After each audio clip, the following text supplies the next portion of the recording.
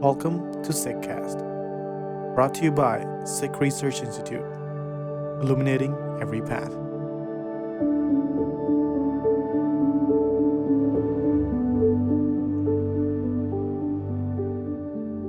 Waheguru Ji Ka Khalsa, Waheguru Ji Ki Fateh. Thank you for joining us for another discussion on Sabad Hajare Patshahi 10th. This is the last podcast episode in a series of 11, and I hope you've been following along with us. My name is Jasleen Kaur. I'm a research associate at SikhRI. I'm joined today by Harinder Singh, co-founder of the Sikh Research Institute and innovation director. Guru Fateh, Harinder Singh, how are you? I'm good, Jasleen. How are you? And Fateh to the audience listening to this. Yeah, I'm excited to kind of close this out and reflect a little bit on the past podcasts, including the current one, but sort of thinking about it all over the last couple of months together. That will be really great. So before we get started, as always, we're going to listen to the recitation. I'm going to read the translation, and then we'll get into our conversation. A little bit about the recording you're going to hear. It's done by Harinder Singh, who's a research associate at SikhRI who has a background in Gurbani linguistics. And the pronunciation you're going to hear follows the most simple and non-discretionary pattern meant for the masses. So it's pronounced the way it's inscribed. Let's take a listen. Waheguru ji ਕਾ ਖਾਲਸਾ ਵਾਹਿਗੁਰੂ ਜੀ ਕੀ ਫਤਿਹ। ਦੇਵ ਗੰਧਾਰੀ ਪਾਤਸ਼ਾਹੀ 10ਵੀਂ। ਬਿਨ ਹਰਿ ਨਾਮ ਨਾ ਬਾਚਨ ਪੈ ਹੈ। 14 ਲੋਕ ਜਾਹੇ ਬਸ ਕੀਨੇ। ताते कहाँ पलै है रहाउ। राम रहीम उबार न साक्य है। जाकुर नाम रटै है। ब्रह्मा विष्णु रुद्र सूरज सासे। ते बस काल सबै है। वेद पुराण कुरान सबै माते। जाकुर नीति कहै है। इंद्र फनिंद्र मुनिंद्र कल्प बहु। ध्यावत ध्यान न ऐ है। जाकर रूप रंग नह जनियते। सो किम श्याम कहै है। छुट्यो काल जाल ते तब ही। ताहे चरण लपटै है। वाहिगुरु जी का खालसा वाहिगुरु जी की फतह। Now that we've heard the recitation, I'll read the translation. One's identification. Why do you need to identify with the one? Devgandhari, Sovereign 10. No one can be saved without Har's Naam, one's identification. That one who controls the 14 worlds, where can you run away from that one? Pause, reflect. Ram and Rahim cannot ferry you across, whose names you are repeating. Brahma, Vishnu, Rudra, the sun and the moon are all under the control of death. All wisdoms of Vedas, Puranas, and Quran call that one infinite. Indra, Sheshnag, and great sages intensely concentrated for eons, but they still could not concentrate on that one. Whose form and color cannot be recognized, how can that one be called Shyam Krishna? You will only be free from the death web if you cling to the feet of that one. So, Harinder Singh, let's start, as always, with the rag or musical mode. So can you just remind us once more of the significance of Dev Gandhari and maybe what its significance might be here in this particular composition? Absolutely. So Dev Gandhari is a wintry rag. It comes in that season, and it implies that there has to be an heroic effort made to achieve particular level of contentment. So in this context, if you look at it in this Shabad, Guru Gobind Singh Maharaj is essentially saying that, look, there is, although, by the way, the rag is also sung rarely because it is hard to sing this rag, but it is invoking that mood, that flavor, or the rus, which we like to say emotions, that there is a serious effort needed and it will produce not just happinesses as we see it or the joys as we see it, but a larger contentment. Yeah, that's great. I think that will come into play a little bit more as we continue our conversation. But I thought we could go line by line. As always, I've grouped them together. So some of these are two-parters, but I thought we could start from the first and second lines where we're asked to pause and reflect. So the Guru says, no one can be saved without Har's Naam, one's identification. That one who controls the 14 worlds, where can you run away from that one? Pause, reflect. So what is the context around this composition? What are like the 14 worlds referred to here? And how does this relate to the paradigm that Guru Gobind Singh Sahib is subverting? Yeah, so let's work with the 14 worlds first. Well, 14 worlds, what we are used to today is more like idea of hell or a heaven. Everyone knows hell, everyone's heard of heaven. And depending on the religious tradition and which text one follows, or the interpretation of those texts, whether religious or not, this idea of that there is a happy afterlife, where in fact now there are sort of Netflix kind of episodes made on what this resort-like happy place looks like, right? So people have their own ideas on this heaven, where they can look forward to as an afterlife. For most people, though, the invocation of hell comes in, which makes it a motivation to not go there, which essentially is, look, you gotta have faith and don't commit sins and generally behave well, and you will end up not in hell. So this idea of a bad place to be. So the religions and philosophies have different versions of it. I'm sure you read Dante's Purgatory, so that was his interpretation of that as to what hells and heavens are. We have our own. I mean, there are 8 billion people on Earth today, and even if we have one version of it, we got 8 billion versions right there, right? So we have our own ideas of fear of hell, our own ideas of heaven or comfortable place. And different authors and people who explain these ideas, exegetes we call them, they come up with various versions of this. In Hinduism, there are multiple versions as well. But within this Rahul line, Guru Gobind Singh Maharaj is saying that one version, which is a popular version in Hinduism, says there are 14 worlds, 7 higher ones or heavens, and 7 lower ones or hells. And you're aware of this, even Semitic traditions of these ideas as well. And what Guru Gobind Patshahi is saying, look, unless you have Hari's Naam, and we need to discuss a little bit of what Hari's Naam is, but Hari is, well, let's discuss it first, because Hari is this idea of something which is all pervasive, something which eliminates your fear and removes your suffering. We like to call it the force in the Sikh vocabulary, that's IkOankar. But it is much more than that. So that's the idea of Hari. And Naam, at smallest of the levels, means your name, the attributes you carry, your existence and your identity, and it's something much more than that. In Sikh tradition, this has become part of a culture. But sticking to this in a popular culture, in Hinduism, when it says that you have 14 worlds, where will you run to? Where will you hide? Because unless you have Hari's Naam, there is no way you can escape death or the strike of death. So the idea being people have been identifying with a particular idea of hell or heaven, and they focus so much on the afterlife, whether it is hell or heaven, and they still get caught up in this death ideas, the fear related to death, but they are not focusing on the Hari's Naam, which is what we really need to be identifying with, the identification with the one. Yeah, I guess that kind of connects to so many of these compositions that we've talked about so far it's not just that the Guru is addressing a paradigm that needs subverting. It's like there's an addressing of the fear that is sort of motivating us.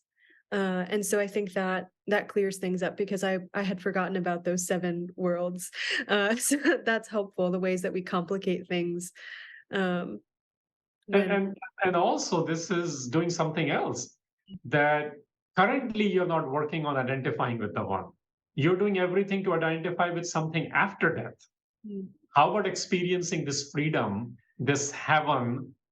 Because we are in hell, we speak like that. So Guru Sahib is saying, let's experience that now while you are alive. And that experience is actually you becoming free. Otherwise, what is happening is, and you see this on TV, on YouTube channels, you hear about it, and it used to be just the deep south you'll hear about in America, but this is global, where people are making efforts to secure a spot in heaven. And they keep stressing about, how about if I end up in hell? So instead of doing those things, take a hold of your life right now, identify with the all pervasive force of this world, such that you're not caught up in the game of the 7 regions, whether they're hell or heaven or any other multiple versions of that. mm. Yeah, we're like constantly worried about our salvation. So that makes sense. And even that salvation, which is after death, not Yes. salvation like now, here. Yeah. Yeah. No, that's really helpful. Okay, so then if we come to the 3rd and 4th lines, the Guru says, Ram and Rahim cannot ferry you across, whose names you are repeating. Brahma, Vishnu, Rudra, the sun, and the moon are all under the control of death. So I have 2 questions, but I'll just throw one at you, and then I'll throw you the next one after you've answered. But first, can you explain the use of Ram and Rahim here, and also these invocations of Brahma, Vishnu, and Rudra? Sure. Let me see if I caught your question. Okay. So, look, Ram and Rahim are very common phrases in Indic culture, in the larger South Asian sort of popular culture as well, even today. And Guru Gobind Singh Maharaj is invoking that. And what he's saying is, look, you can keep repeating whatever avatars or the pagambars, which will be the incarnations and the prophets you're used to. You can keep repeating them, you can keep counting on them, but can they really successfully take you across the Earth's journey? And it's in that context, he also mentions some other figures people identify with, not just with Rams and Rahims, which Ram and Rahim here refers to Ramchandra, the king of Ayodhya, like currently what the BJP wants to make a Hindutva nation based on Ram Raj, that Ram, which implies the incarnate Ram, the king of Ayodhya. And Rahim refers, literally, we know it means merciful, but it's referring to people who follow that idea, which will be following Prophet Muhammad, looking for the testimony on the Armageddon day, so you not fall into hell and secure yourself a spot in heaven. So Ram and Rahim are actually collectively are referring to all the incarnates and all the prophets in the world. That's the context here, because people identify with them. And remember, this is about identifying with the Hari, and Hari's Nam, identity of the one, not just the prophets and avatars. Similarly, there is Brahma, Vishnu, and Rudra, the sun and the moon in there, because Rudra is another name for Shiva, and Shiva is one of the larger ancient following in Indic culture, in the Hindu culture. And what Guru Gobind Singh Maharaj is saying, who I keep referring to as my sovereign, he's collectively the sovereign of the Panth. I take him as my sovereign as well. He says, don't identify with eventually somebody who dies. Because regardless of their glory and their following and their impact in a particular culture, in a particular geographical reality, they're still going to die. And it's so the Brahma, Vishnu, and Rudra is referring to Brahma, Vishnu, and Shiva, which are 3 larger quote unquote trinities of popular Hinduism. So essentially, it's saying anything which eventually dies, regardless of their deification in this world, and we have our own deification in the popular culture, that identity is not going to take you very far, because you keep identifying with something which is not permanent, whereas the one is permanent. So that's what that was referring to. Yeah, I think that's helpful, because even I mean, I studied Islam for so many years, and I forgot this idea of like intervening on our behalf, or like on seekers' behalf, and this idea that like even if we sin, someone will kind of advocate for us when it comes to the day of judgment. So it is interesting that it's this kind of like attaching to the one that we think can help ferry us across, as the Guru says. That's really, yeah, that's put things into perspective for me. But then I guess my follow-up question is that we have these namings of like maybe deities or holy people or people we think can help us. But then why did the sun and moon come? I'm not fully understanding that. What is that doing in this listing? Well, I don't know if I can answer the why part. That only Guru Gobind Singh Maharaj, or the ones who are attributing it to Guru Gobind Singh Maharaj or a particular poet, as we have discussed, there are all sorts of things around who really is the author of it. But we take it in that spirit that this is explaining Guru Gobind Singh. So explanation is within this culture, right? In culture, we have this. This is a global culture, including in India, that there are dynasties related to suns and moons. People have their own idea of what quote unquote celestial bodies are. And this is saying any other identity, because the sun god and the moon god, this, is very big in a global phenomena in various mythologies as well. And people say they are the descendants of the dynasties of this. In India, they're called Suryavanshis and Chandravanshis. So there is a complex sort of a lineage which is developed through these identities as well. And Guru Gobind Singh Maharaj is disrupting that also. He's like, look, even if you may not be identifying with these particular trinities, but you will have some other identification with either as celestial bodies or this identifying with something which is much bigger and seems much more permanent, because all these are subject to death. Sun and moon's lives are much longer. And sun and moon's lives are longer, but even then, in the culture you are in, where you identify with through those dynasties, even they are subject to death, which means they are not permanent as well. Eventually, they will die. And all this is, what this is telling me is, which is what I can answer, that was just an explanation. What this is telling me is that I can narrate those stories and ideas and I can learn from them regarding the conducts of these people. But why am I identifying with them if they're all subject to death? If they're all still playing the game of which level of hell or heaven you are getting into. So the one I'm interested in is to come out of that cycle. And that cycle is beyond these major identities of the world. The only one who is beyond all that is the Hari, the one, the force, the all-pervasive one, the fear eliminator one, as well as the remover of all the sufferings, because that one doesn't have a death. So all this is leading us towards, let's identify something which is permanent, which is not subjected to death. Yeah, okay, that's really helpful, especially like thinking about the next two lines, but especially like the next line where the Guru says all wisdoms of Vedas, Puranas, and Quran call that one infinite. So again, that is being reinforced even in the text that we're dealing with, in the like existing paradigms people have. And then the Guru goes on to say, Indra, Sheshnag, and the great sages intensely concentrated for eons, but they still could not concentrate on that one. So my first question related to these two lines is, we do see like the Vedas and Puranas getting mentioned a lot, but we don't usually see the Quran mentioned. So I'll make the question vague enough so that we're not purporting to know definitely, but what do you think is going on here?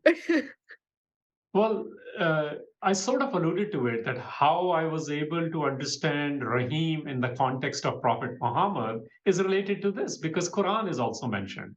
Vedas and Puranas are referring to the quote unquote the Indic or the South Asian or the Hindu culture, and Quran had entered India. Guru Gobind Singh Maharaj is seen, his Mughal dynasty is there. He is, like every guru, is having a relationship with people who derive their source of strength from Islam. And their text is Quran. And it's saying, look, regardless of which text you invoke, they all say that there is the one who is infinite. But yet, when you are bringing this in practice, you keep identifying with the finite ones, Mhm. even though they are great finite ones, but they're still the finite one. So this is one way to understand it. Just like in the previous two lines, there were examples of people, they continue in this one. And they continue with this infinite one from Quran even. So essentially saying to us, look, whatever scriptures you may be reading, and we can globalize this. There are more scriptures in the world. There are people of the book, and people of the book are Abrahamic faith, which includes, Quran is of Islam, but Jews and Christians have their own Old Testaments and New Testaments and other scriptures. Similarly, in India, it's not just Vedas and Puranas. There are Simritis and there are Shastras as well. So essentially, and then you take it even further, you bring in all the known religions in terms of major religions, as we like to classify when we study them, but there are many mysticisms, many, not as many. There are some old religions, we may not have the numbers right now, Zoroastrians, for example. So essentially, it's referring to that the texts do acknowledge that there is the infinite one, but whenever we bring those into practice, we get caught up in the finite ones, in the heroes or the mythological characters or the historical, even incarnates and prophets.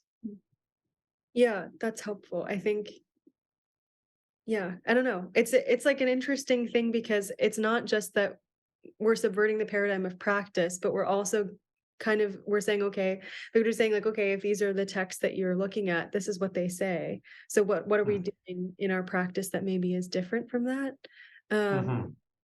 I think, yeah, I guess then the other question I have is about the mentions of Indra and Sheshnag.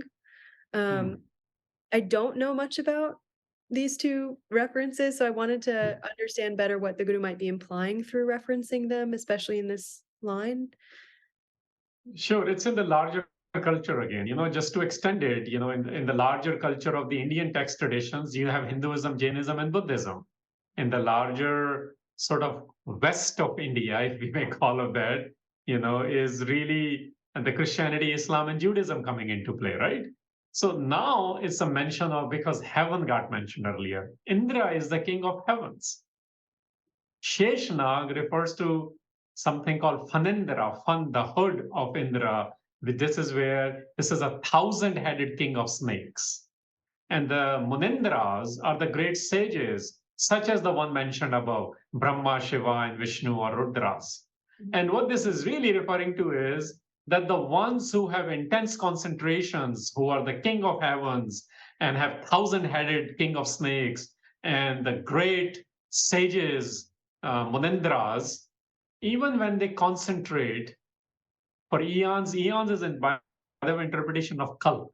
Kalp, just so put it in the Hindu context, equals to 4 Hindu eras of the life of Earth, the life of the planet or the world as we see it, which is considered a one day of Brahma. Essentially, for our purposes, it becomes 4.32 billion years. Imagine somebody practicing for that long to develop the level of concentration, right? Now, I think we may get lost in this. So there's a different way to present it, which is the word I used. I said, we are used to the word Google. There actually is a term for a largest number we use today. It's called Googleplex. It is the largest named number we are aware of in a single word. And just to put in perspective in terms of math, think number 1 and put 100 zeros after that. So concentrating for that long, which essentially is 10 raised to the power of 100. It's 1 followed by 100 zeros. So this is the known number we have come up with. Still finite, but this is huge. Yeah. I mean, now we have Graham's number and Skew's number, but they don't know how big they are. So essentially, the Googleplex would be like our version of the Kalp, our version of what an eon is, our version of 4.32 billion. No, it will be like 1 after 100 zeros. That long if you spend time concentrating. Even then, they could not figure out that one. Even then, they couldn't concentrate on that one. So essentially saying, look, it has nothing to do with the length of time or the amount of time you've spent on it. Because people who have been doing it, this still could not figure out how to focus on that one. That one being the Hari's Naam. So the texts may have gotten it right, but most religions and people who are deified and iconicized in those religions somehow the focus got lost. So to me, it's saying, look, the focus needs to be on the infinite one, regardless of how we have named for how long, who's been doing what. And I cannot get busy concentrating for a long time like Googleplex years. What I need to do is, sure, I can study the text and learn from its interpreters and study the incarnates and the prophets, but I must identify only with the one. Only with the one. Doesn't matter for how long and for how many followers and the level of impact they may have generated on this earth. Yeah, that's really helpful because I think if I read that line in isolation, I would just think it's impossible to even connect. So I thank you for putting that in context with the whole composition. I think that's really, yeah, that's really something. That it's not about the length of time if we're still not identifying with the one. We can work and work and work, Yeah. and nothing will come of it. But that does we get fascinated by it, right? When we see extraordinary things. So it's very human-like to appreciate it even, which is what these figures are. I mean, we sometimes invoke these figures for denouncing them or putting them down. That's not the purpose here at all. This is saying, look how hard they worked at it. I mean, but even the traditions and the cultures and the texts they belong to still identify somebody called the one, the infinite one. They may have a different name for it. So why don't we work towards that one? And why are we working towards the ones who have been subjected to death itself? Yeah, that's great. Okay, so then for the last two lines, the Guru says, whose form and color cannot be recognized, how can that one be called Shyam Krishan? You will only be free from the death web if you cling to the feet of that one. So I'm going to ask you again what this mention is of Shyam Krishan, because I don't think I've seen them sort of together like that. Yeah, if you could explain that. So kim Syam kahe hai. The word is Syam, which in contemporary Hindi is Shyam. Yeah. So that requires context here. This is very in a popular culture, even today in India, or people who study India or Hinduism know it's referring to Krishna. Because Krishna was of dark complexion. And in that dark, what is meant is sometimes you'll see in iconography or in idolization that it is presented as blue colored one or a violet colored one or a dark complexion one. So it's referring to Krishna, whose complexion, Shyam, is brought out here. Now, this is important because Krishna, remember, we had covered this earlier, but just to refresh our memories, or for those who are hearing only this podcast, Krishna is an incarnate of Vishnu, who is incarnate of Hari. So this goes back to this Hari idea. Which Hari? We identify with the Hari who is all pervasive, the one, the force of the world. And it's saying, look, the one, that Hari, has no color or form. Then how can you call Krishan Shyam, the dark complexion one, or the violet or the blue complexion one, as the Shyam? Because this is not the one. We are referring to the Hari who has no form, who has no color. Yeah, that's really hitting home now because then there's a juxtaposition of like one who is so known for their color and form and one whose form and color can't be contained in that. That's really beautiful. And connecting it to the same thing, the form and color dies. The one doesn't. Yeah. Crazy. Okay. So then the last question about these two lines is like, how do you understand this statement of like becoming free from the death web? And also, just because we've had this conversation so much about like the feet recently and other Guru Granth Sahib project work, also, how are you understanding clinging to the feet of the one? Like, what does that even mean? Those are the two things I wanted to ask about. Yeah, so this is about freedom, which classically religious say being saved. An actual phrase in this Sabad is Kalajal, which is the death trap. Now the death trap is what? Death, there is a web of death. And the web of death essentially means that death comes in many forms. And in this one, remember it started out with 14 levels of hell or heaven? So the death comes in many forms depending on where you get assigned. Essentially, we are fearful of death, and it has multiplicity the way it attacks us. And we talk about it, the fear of rejection, the fear of death itself. But death is very physical. But there's a non-physical death, which means we are dying every day. And Guru Gobind Singh Maharaj is really asking us to think about which death are you most worried about, or only the physical ones? Because there's a death because of the separation, which is what this whole series is about. So the web of death is in multiple forms and colors and deifications and objectifications. It overpowers us in a very small ways, from what we call rejections and fear or the stage fright, to a very large way to will I end up in hell, And what Guru Gobind Singh Maharaj is saying is, look, let's not label firstly the one as the Syam, because this Syam has color and form, the one has no particular color or form. And to do that with any earthly authority or a mythological character is a big folly. It's a big mistake. It's a blunderous mistake. And then clinging to the feet, again, South Asian vocabulary, literally feet. Okay? So feet is what? Feet is at the lowest part of the body. Feet is a symbol of humility as well. Now, physically, when you cling to somebody's feet, imagine a child clinging to the feet of their mom or their dad. Now imagine a lover doing with their beloved. At every level, this can be understood. At a very smallest of the relationship in terms of physical relationship, biological relationship, worldly relationship. And when you extrapolate that, clinging to the feet is essentially getting the mentorship, taking the refuge that I'm holding down to the lowest part of the body because we are used to think like that.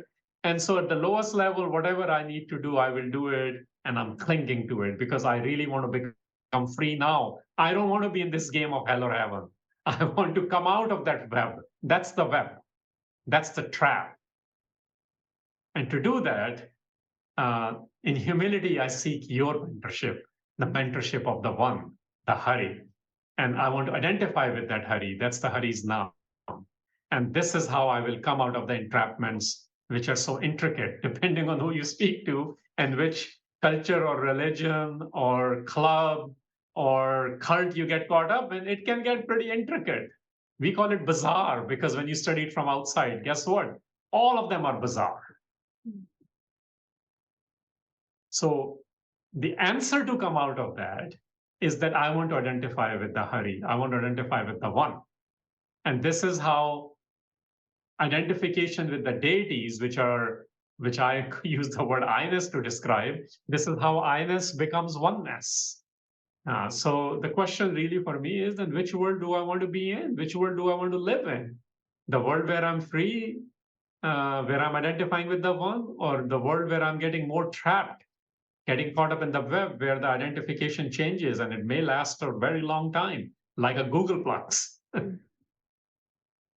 Yeah, that's that's really helpful. I think anytime I see these like the imagery of like feet or sanctuary or anything like that, I do find that quite hopeful.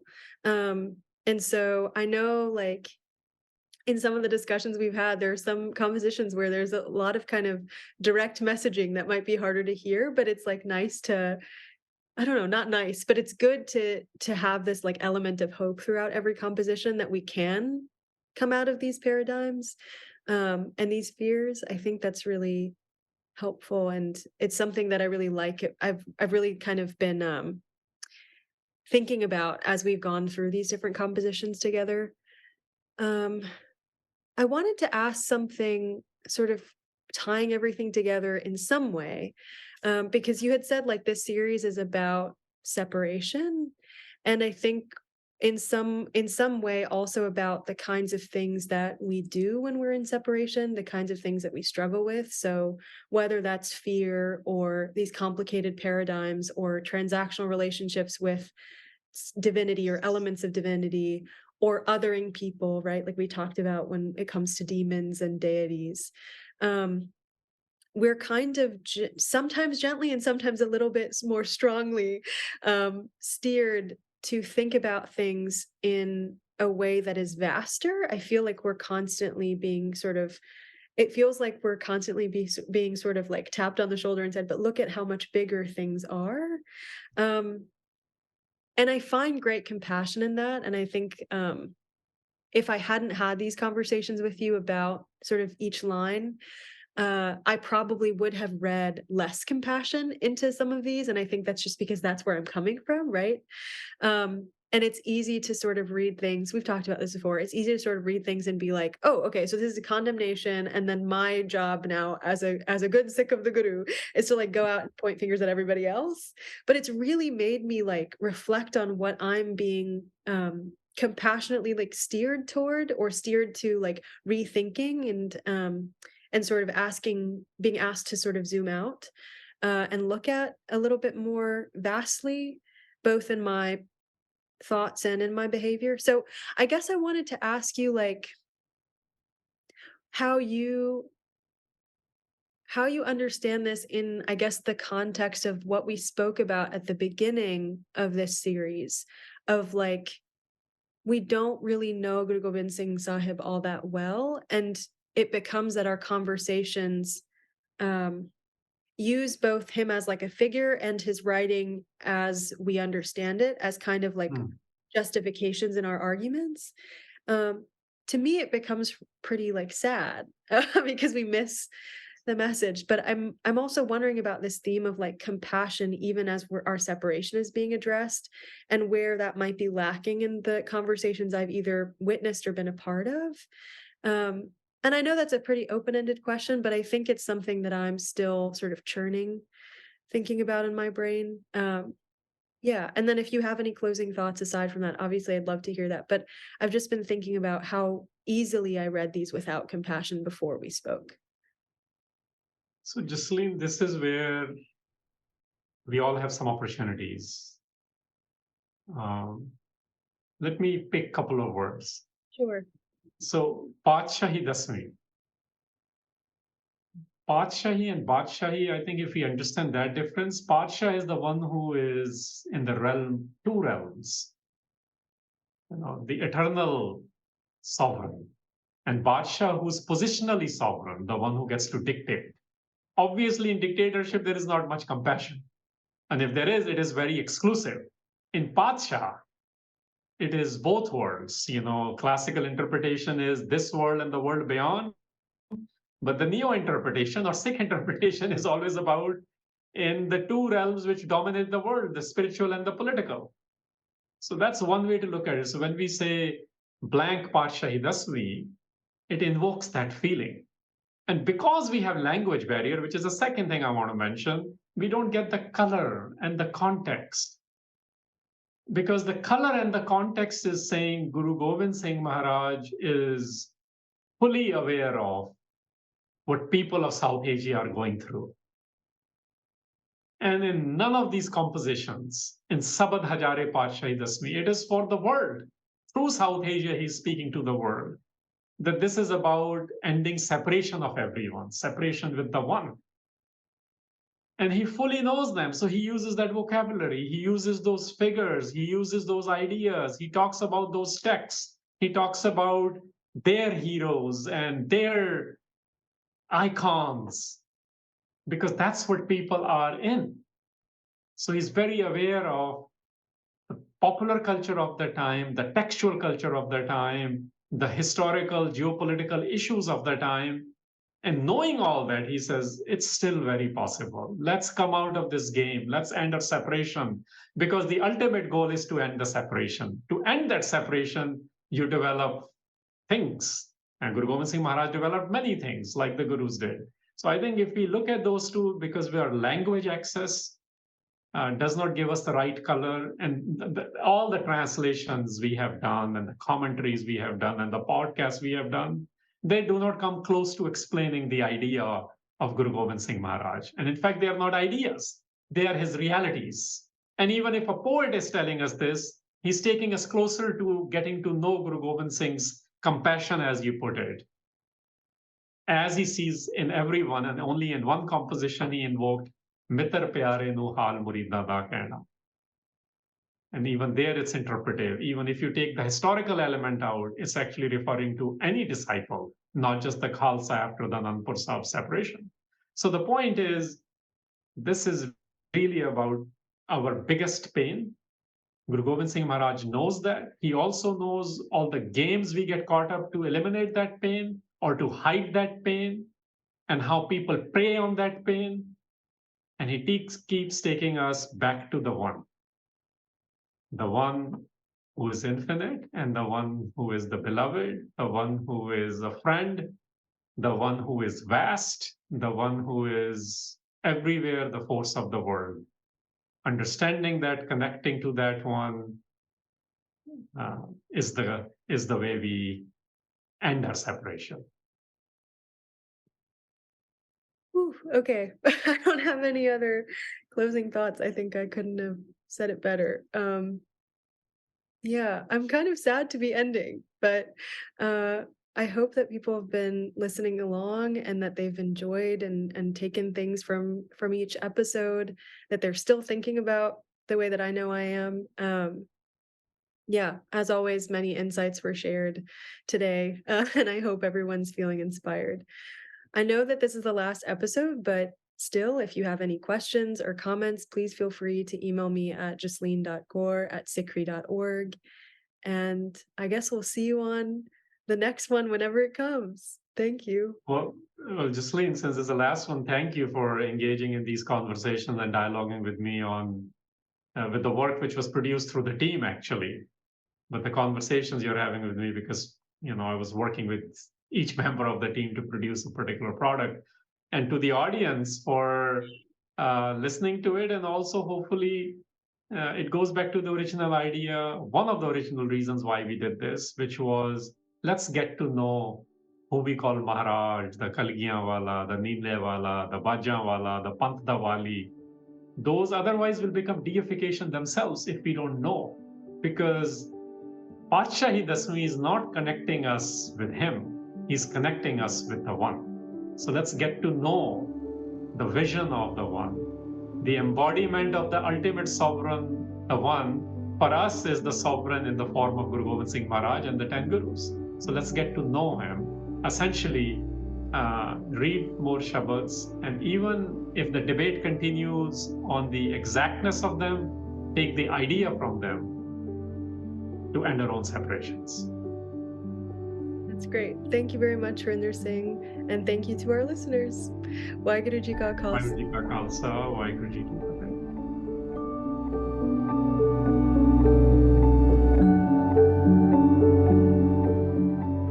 For a deeper appreciation and connection with the Sabad, we have added Bible Beer Singh's rendition. We hope you enjoy it.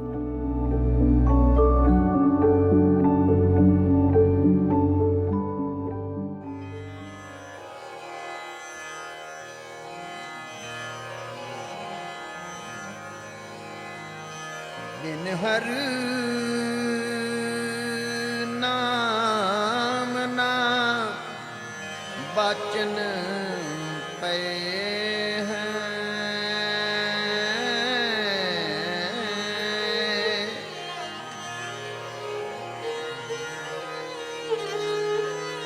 धन श्री गुरु गोबिंद सिंह साहिब जी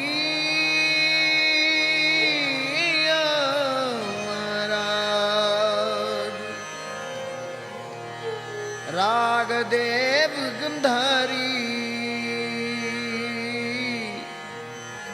पातशाही दसवीं बिन हर नाम न बाजन पै बिन हर नाम न बाजन पै बिन हर नाम न बाजन पै बिन हर नाम न बाजन पै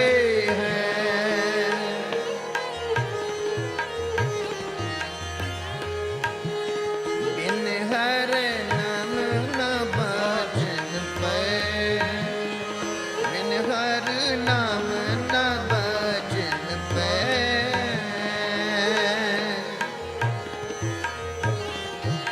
14 लोक जाए बस कीने ताते कहाँ पले हैं। 14 लोक जाए बस कीने ताते कहाँ पले हैं। बिन हर नाम न बाजन पे, बिन हर नाम न बाजन पे।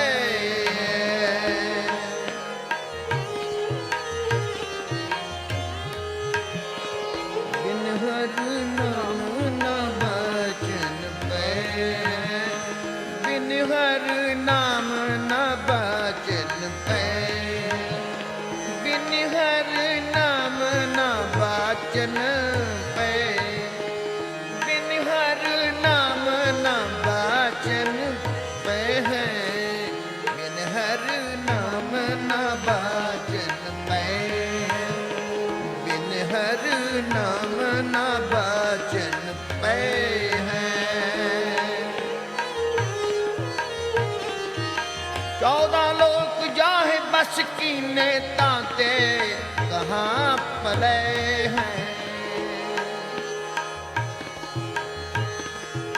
14 लोक जाहे बस कीने ताते कहाँ पले हैं।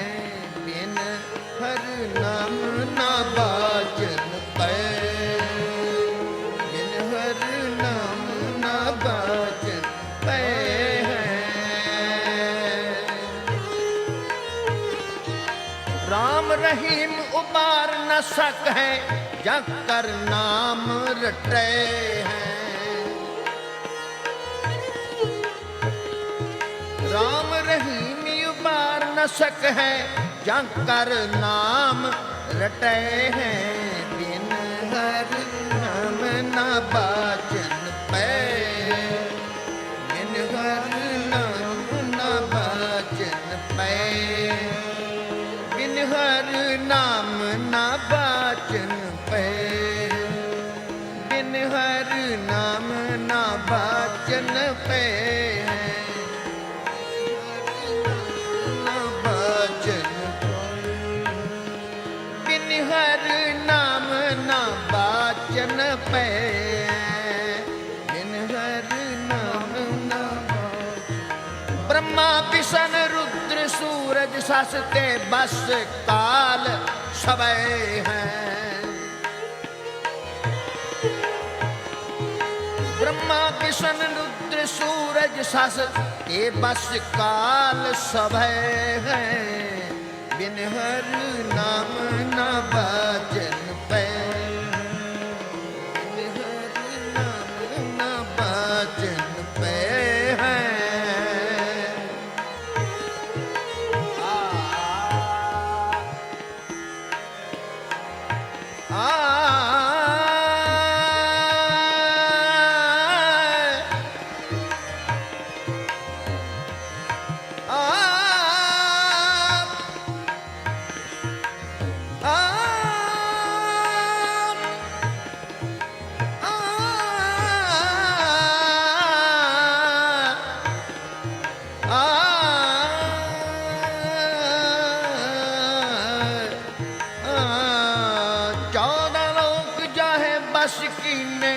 ताते कहाँ पले हैं।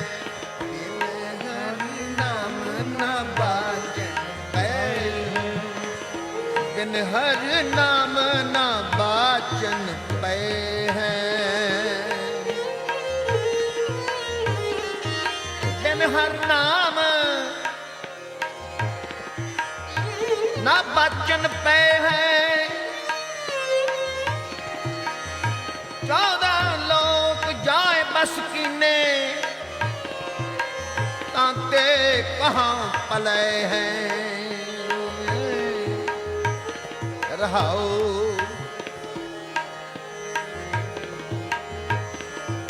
राम रहीम उबार न सके जंकर नाम रटे हैं। ब्रह्मा विष्णु रुद्र सस, ब्रह्मा विष्णु रुद्र सूरज सस ब्रह्मा विष्णु रुद्र सूरज सस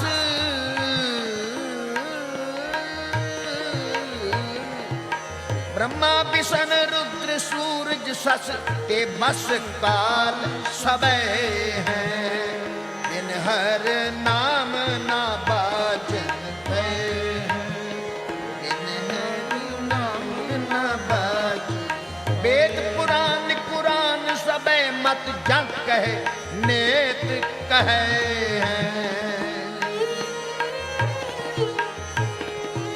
वेद पुराण कुरान सबे मत जग कहे नेत कहे हैं बिन हर नाम ना बाचन बिन हर नाम ना बाचन बिन हर नाम ना बाचन बिन हर नाम ना बाचन पे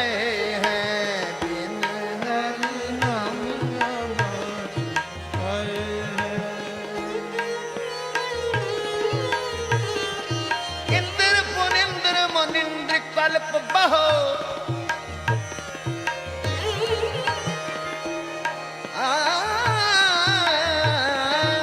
इंद्र फनिंद्र मुनिंद्र कल्प बहो त्यावत ध्यान न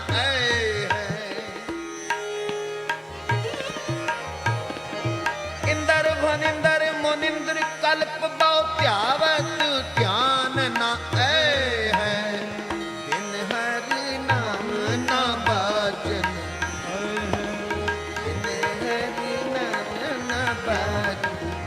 कर रूप रंग ने जनियत सो किम श्याम कहे हैं जाकर रूप रंग ने जनियत सो किम श्याम कहे हैं बिन हरि नाम ना बाचन बिन हर नाम ना बाचन पे हर नाम न बाचन पे बिन हर नाम न बाचन पे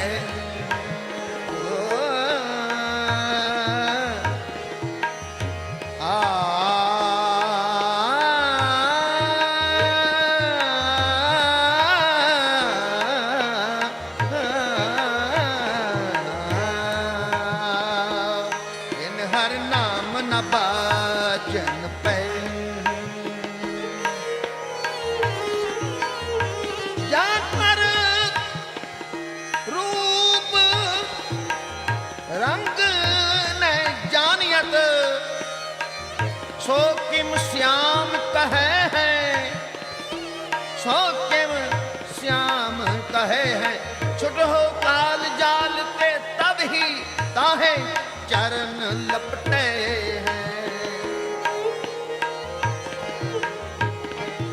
छुट हो काल जाल ते तब ही ताहे चरण लपटे हैं बिन हर नाम ना बाचन पे बिन हर नाम ना बाचन बिन हर नाम ना बाचन पे बिन हर नाम ना बिन हर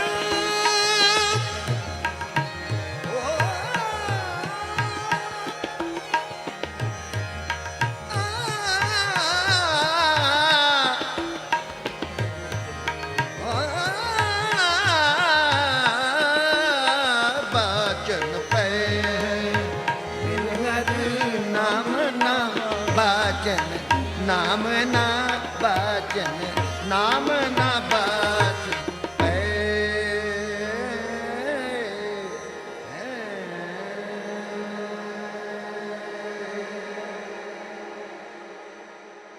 You were listening to SikhCast by Sikh Research Institute, illuminating every path.